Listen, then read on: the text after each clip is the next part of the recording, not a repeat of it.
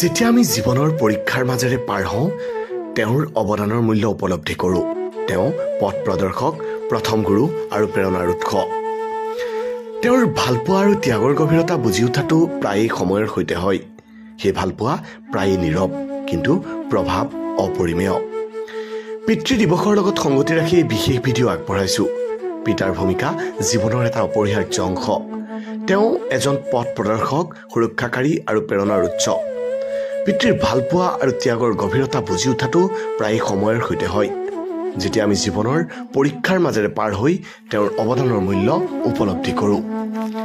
পিতাৰ ভালপোৱা প্ৰায়ে নীৰৱ, কিন্তু তাৰ প্ৰভাৱ অপৰিমেয়। তেওঁৰ কঠোৰ পৰিশ্ৰম, পৰিয়ালৰ প্ৰতি দায়িত্ববোধ আৰু সন্তানৰ সপোন পূৰণৰ বাবে কৰা ত্যাগ এটা শক্তিশালী ভিত্তি গঢ়ি তোলে। পিতাই শিকায় জীৱনৰ কঠিন পাঠ, সততা, ধৈৰ্য আৰু সংগ্ৰামৰ মাজতো হাৰ নামানি আগবাঢ়ি যোৱাৰ মনোভাৱ। তেওঁৰ কথাৰ মাজত থাকে অভিজ্ঞতাৰ গভীৰতা, যিয়ে সন্তানক জীৱনৰ পথত দিশ দেখুৱায়। অসমীয়া সমাজত পিতাৰ ভূমিকা সাংস্কৃতিক আৰু পৰম্পৰাগত মূল্যবোধৰ সৈতে ওতঃপ্ৰোতঃভাৱে জড়িত। পিতাই কেৱল পৰিয়ালৰ অৰ্থনৈতিক দায়িত্বই নহয়, সামাজিক আৰু নৈতিক দিশতো নেতৃত্ব দিয়ে। তেওঁৰ উপস্থিতিয়ে সন্তানৰ মনত নিৰাপত্তাৰ ভাৱ জগায়, যিয়ে তেওঁলোকক সাহসেৰে জীৱনৰ সন্মুখীন হ'বলৈ শক্তি দিয়ে। আধুনিক যুগত পিতাৰ ভূমিকা কিছু পৰিমাণে সলনি হৈছে। আজিৰ পিতা কেৱল উপাৰ্জনকাৰী নহয়, তেওঁ সন্তানৰ বন্ধু, পৰামৰ্শদাতা আৰু সপোনৰ সমৰ্থক। তেওঁ সন্তানৰ শিক্ষা, কেৰিয়াৰ আৰু ব্যক্তিগত জীৱনত গুৰুত্বপূৰ্ণ ভূমিকা পালন কৰে।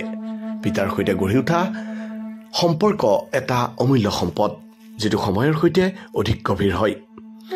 পিতাৰ ত্যাগৰ কাহিনী প্ৰতিটো পৰিয়ালৰ বাবে এক অনন্য কাহিনী। তেওঁৰ নীৰৱ কষ্ট, নিজৰ ইচ্ছা দমন কৰি পৰিয়ালৰ মংগলৰ বাবে কৰা প্ৰচেষ্টা সদায় প্ৰশংসনীয়। এই ত্যাগৰ প্ৰতি কৃতজ্ঞতা জনোৱা আৰু তেওঁৰ সপোনবোৰকো সন্মান কৰাটো সন্তানৰ দায়িত্ব। তেওঁৰ হাঁহিটোৱেই হ'ল সন্তানৰ বাবে সৰ্বশ্ৰেষ্ঠ পুৰস্কাৰ।